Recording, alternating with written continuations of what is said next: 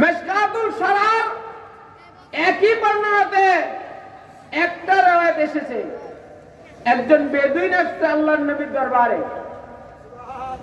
সুবহানাল্লাহ বলেন না? আওয়াজ করেন। বেদুইন বলতেছে, হে মুহাম্মদ, বলো কি করলে আমি জান্নাতি হব? এক নাম্বার, আল্লাহকে সাথে কাউকে শরীক করবেন না। 2 নাম্বার, নামাজের সময়ে নামাজ পড়বেন। এই বাচ্চারা আমার ডিস্টার্ব করো না। 3 নাম্বার, রমজান মাসে রোজা রাখবেন। যাকাত ফরজ হলে যাকাত দিবেন। হজের কথা বলে নাই, কিতাব মজুদ আছে আমার কাছে, হজের কথা বলে নাই। ইসলামের 5টি স্তম্ভের 4টি স্তম্ভ বলছে, বলে নাই।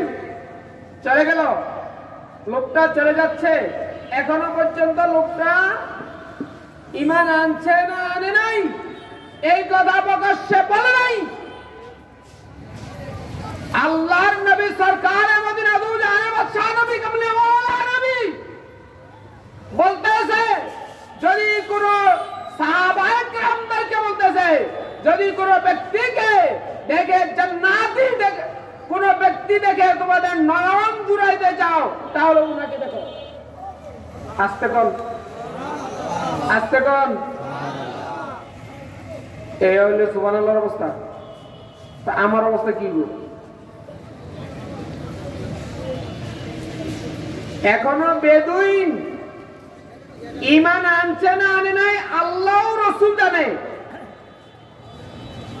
উনি বলতেছে, আমি চলে গেলাম, এর বেশিও করব না আল্লাহর কসম, এর কমও করব না আল্লাহর কসম। বেশিও করব না, কমও করব না। চলে গেল।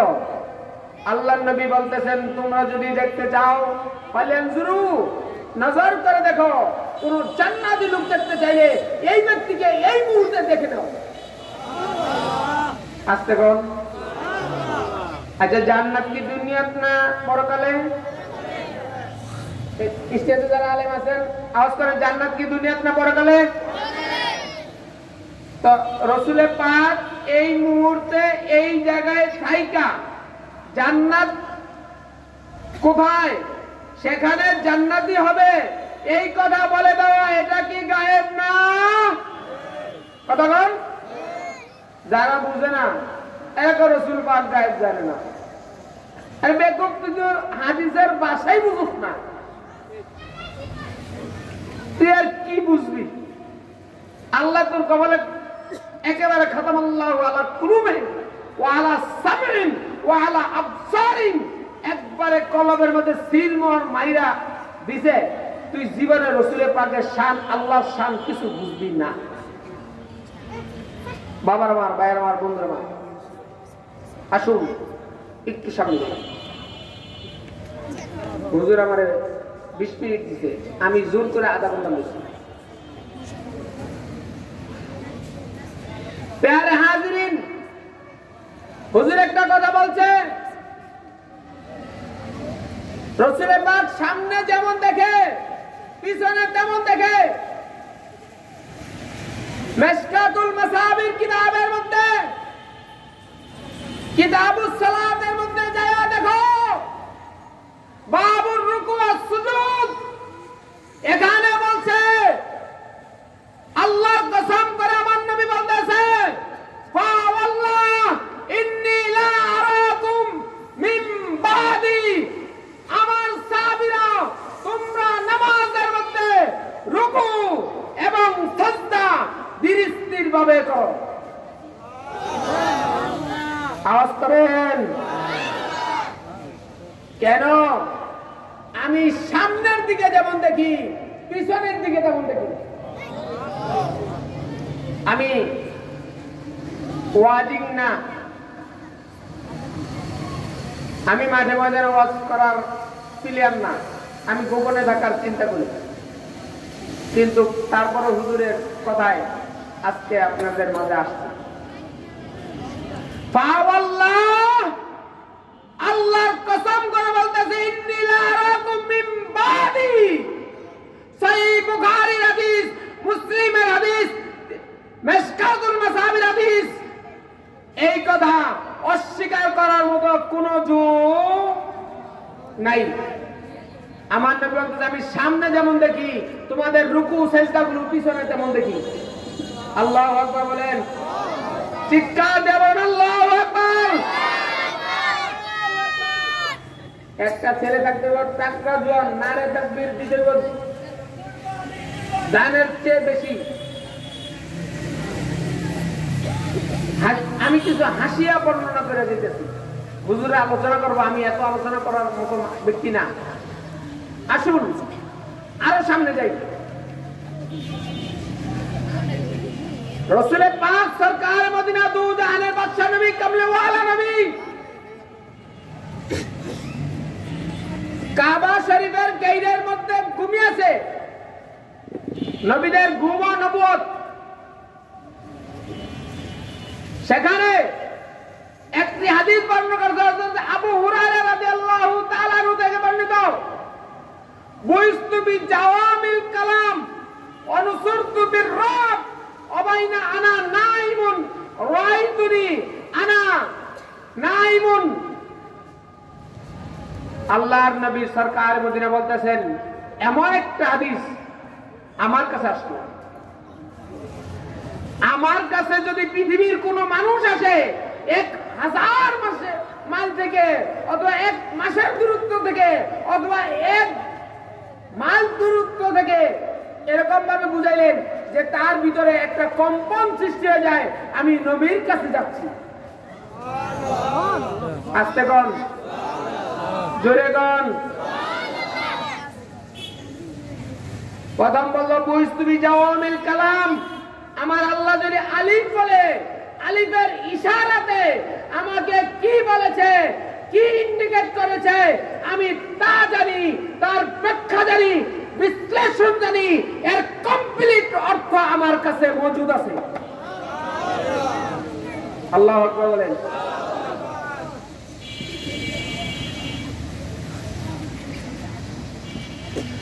অবাইনা আনা নাইমুন, রাসূল পাক ঘুমানো অবস্থায় আছেন।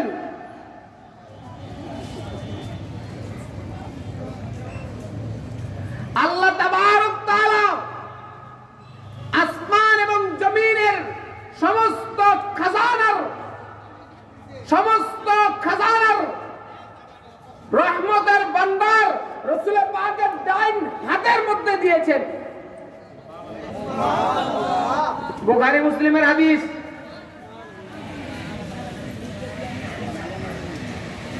এরপর বলতেছেন রাসূল পাক আমি ঘুম থেকে উঠে, অর্থাৎ নবীদের ঘুম কিন্তু নবুয়ত, ঘুমায় নাই, ধ্যানে আছে, চক্ষু বন্ধ। তিনার কাছে রাসূল পাক বলতেছে আমি সজাগ হয়ে আমার হাতে এই ধন ভান্ডারের চাবি বুঝে পেয়েছি। এটা বুখারী শরীফের মধ্যে, মুসলিম শরীফের মধ্যে, মিশকাতুল মাসাবির মধ্যে, মিশকার শরার মধ্যে, প্রত্যেকটা কিতাবের মধ্যে আছে। সুবহানাল্লাহ। কিতাব মৌলবীরা পড়ো,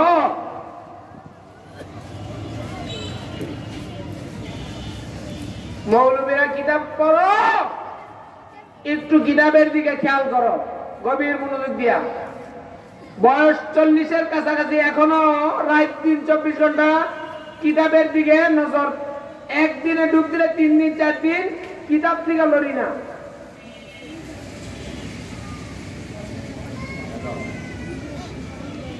আমার নবী বলতেছেন আমি এখান থেকে আরেকটা হাদিস বর্ণনা করতেছি, কামেলের ক্লাসে পড়াইছে। উহুদের যুদ্ধের ময়দানে যেই ঘটনা ঘটেছিল, উহুদ যুদ্ধের 8 বছর পরে রাসূল পাক সরকার মদিনা দু জাহানের বাদশা নবী কামলে ওয়ালা নবী, বাচ্চার গাও কামলে ওয়ালা নবী সরকার মদিনা, সেখানে সমস্ত উহুদের যে সমস্ত সাহাবায়ে কেরাম শহীদ হয়েছেন তাদের রওজা জিয়ারত করার জন্য আমার নবী নিজে গিয়েছেন। আল্লাহু আকবার বলেন। রওজা জিয়ারত করা যে আমার নবীর সুন্নাত, এটা আমার কাছে দলিল হাজারো প্রমাণ কত চান আমি দিতে বাধ্য থাকিব ইনশাআল্লাহ। সুন্নি উলামায়ে কেরাম বাতিলের কাছে কখনো মাথা নত করবে, গর্দান চলে যাবে, কারবালার ময়দান হয়ে যাবে, কিন্তু সুন্নি উলামায়ে কেরাম কারো কাছে মাথা নত করবে। সেখানে আমার নবী সরকার মদিনা দু জাহানের বাদশা নবী কামলিওয়ালা নবী বলতেছে, আমি তাদের সাথে কথা বলতেছি, এমন ভাবে কথা বলতেছি যেমন জিন্দা মানুষের সাথে জিন্দা মানুষ কথা বলে। আস্তে করে সুবহানাল্লাহ, আর আস্তে করে সুবহানাল্লাহ। এইটা বুখারী শরীফের মধ্যে কিতাবুল মাগাজির মধ্যে গায়া, এরপরে উহুদের যুদ্ধের ঘটনার মধ্যে গায়া দেখবেন এই কিতাব মূল কিতাবের মধ্যে হাদিস আছে। আমার নবী বলতেছে, আমি তারপরে আইসা দাঁড়াইলাম, দাঁড়াইয়া মিম্বারের মধ্যে দাঁড়াইলাম অথবা একটা উঁচু জায়গার মধ্যে দাঁড়াইলাম। দাঁড়ানোর পরে আমি এমন বাসনা দিলাম, বাসনাগুলো হলো, ও আমার সাহাবীরা, আজকের পর থেকে তোমাদের সাথে আমার সাথে দেখা হবে হাউজে কাউসারের মধ্যে, নয়তো দেখা হবে পুলসেরাতের পুলের কিনারে, নয়তো দেখা হবে জাহান্নামের কাছে। আল্লাহু আকবার বলেন। জাহান্নামে আমার নবী কেন দেব জানেন? নবী জাহান্নামে দেব আমাদেরকে এই যে পাপ জীবনে যা করছি জাহান্নামে যখন দিব, দেওয়ার পরে তিল পরিমাণ ঈমান যখন আছে ওখান থেকে উঠানোর জন্য আল্লাহ শাফায়াতের কান্ডারি আমার নবীকে কইরা ওই জাহান্নামে পাঠাইব। আমার নবী টোকায় টোকায়া ওই ব্যক্তিগুলোকে উঠায়া আইনা জান্নাতি করে দিব। পাইছেন আলোচনা? প্যারে হাজিরিন, হুজুর কি চলে যাবেন?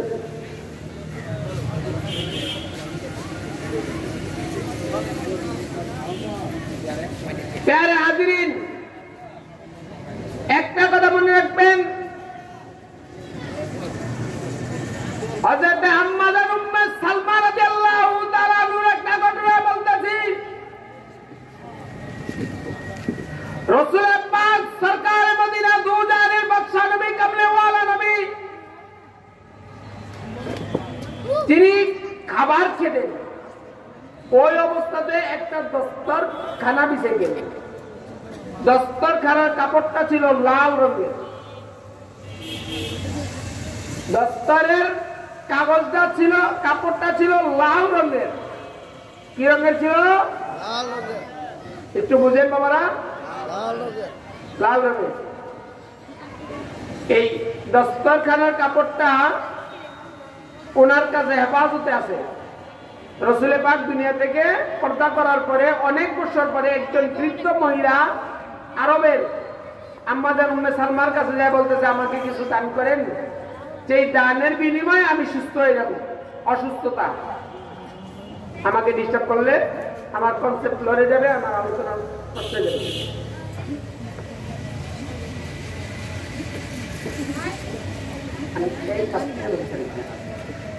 আমি আলোচনা করার মানুষও না, আলোচনা দস্তরখানার সাথে রাসূল পাকের সম্পর্ক ছিল। হয়তো আসাদ যাওয়ার সময় হাত পা মুবারক লেগেছে, এর চেয়ে বেশি কিছু কথা বলেন। উম্মে সালমা রাদিয়াল্লাহু তাআলা আনহার কাছে মজুদ আছে দস্তরখানা, কিতাব মজুদ আছে আমার কাছে, প্রমাণ আমার কাছে আছে। এই উম্মে সালমা রাদিয়াল্লাহু তাআলা আনহার কাছে এই দস্তরখানা মুবারক আসলো। একজন বৃদ্ধ মহিলা, আমার একটু পরামর্শ দেন, আমি খেয়ে যাতে সেবা দান করি। এখন হুজুররা পরামর্শ দেয় না, এটা দেওয়া সুন্নত। দেওয়া কি সুন্নত? আউলিয়া কেরামরা পরাবানি দিতে দেওয়া কি সুন্নত। দস্তরখানার এক মাথা বিজায়া গ্লাসের মধ্যে দিছে। মহিলা, ভদ্র মহিলা, অসুস্থ মহিলা খেয়ে সুস্থ হয়ে গেছে। আস্তে কোন সুবহানাল্লাহ, আর আস্তে কোন সুবহানাল্লাহ। সুস্থ হয়ে গেছে। এরপরে সিরিয়াল ধরছে। এখন রুগী হইলেই আম্মা জান উম্মে সালমার কাছে, রাদিয়াল্লাহু তাআলা আনহার কাছে সিরিয়াল ধরছে। সিরিয়ালে যাইতে যাইতে এই দস্তরখানা যখন ময়লা হইতো তখন কি করতো, এটা বলার পরেই আমি আলোচনা ছেড়ে দেব। আম্মা আপনি ছেড়ে দেবেন।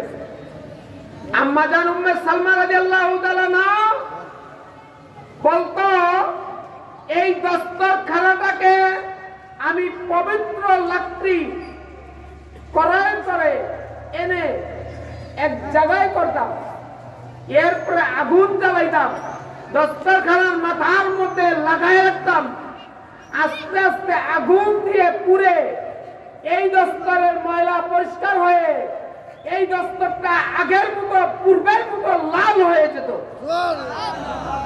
দুনিয়ার আগুন রাসূলের পাকের সাথে যে কাপড় লেগেছে এটাকে পুড়তে পারে না।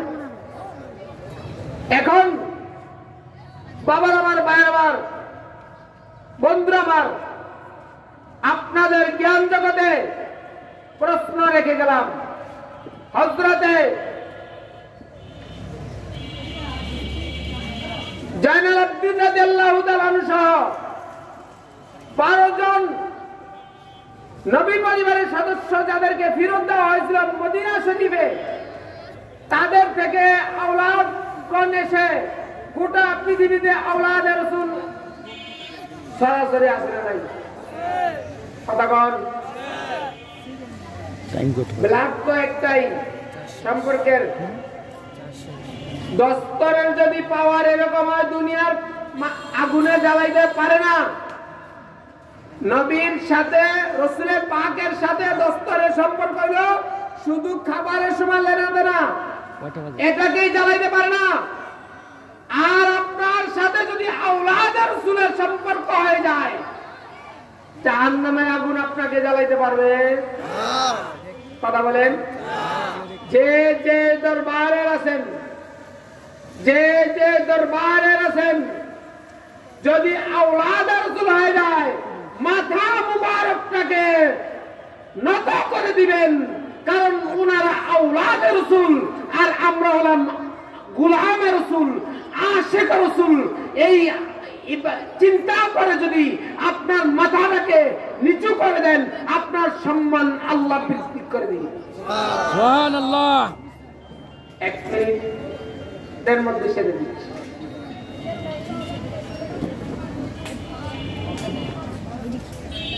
বাংলাদেশ, ভারত, পাকিস্তান, বিশেষ করে এই দেশগুলোর মধ্যে কোন নবী রাসূল এসে মুসলমান বানায় নাই। আউলিয়া কেরামের খেলাধুলার মাধ্যমে মুসলমান হয়েছে। যারা আউলিয়া কেরামদের সাথে খেলতে চায়, বুকের পাটা থাকলে, মায়ের হালাল দুধ খাইলে, বাপের হালাল জন্মের হলে বসব কোথায় বসবে, কোন জায়গায় বসবে, কিভাবে বসবে, কিতাব ছাড়া শুধু জবান চলবে, কালাম চলবে। কতক্ষণ তোমার এলেম আছে তোমার একটু যাচাই করি। আলে রাসূল যেখানে দেখবেন সেখানে মাথা নত করে দিবেন। এই ক্ষেত্রে একটা মাসালা বলে যাই। মাসালা হলো হযরতে আলা হযরত আজিমুল বরকত রাদিয়াল্লাহু তাআলা আনহু, তিনি একদিন পালকিতে চড়ে যাচ্ছিলেন একটা মাহফিলের মধ্যে। সেখানে একটা আওলাদে রাসূলের গ্রাম তার নাকের সাথে আসতেছে, নাকের মধ্যে আসতেছে। আশিক রাসূল আওলাদে রাসূলের গান পেয়ে গেছে আলা হযরত আজিমুল বরকতে ঘটনা। তিনি পালকি থেকে নেমে ওই আওলাদে রাসূলকে পালকিতে উঠায়া হেঁটে হেঁটে গেছেন। এর প্রমাণও আমার কাছে মজুদ আছে। আলা হযরত আজিমুল বরকতের চেয়ে বড় আলেম এই দেশে কে আছে? আল্লাহ তাবারক তাআলা আল্লাহর ওলিদেরকে সম্মান করার মতো, ইজ্জত করার মতো ক্ষমতা যেন আমাদেরকে দান করে, বলেন আমিন। আর মুহাব্বতে বলেন আল্লাহুম্মা আমিন। এই মাহফিল কিয়ামত পর্যন্ত যেন জারি থাকে, বলেন আমিন।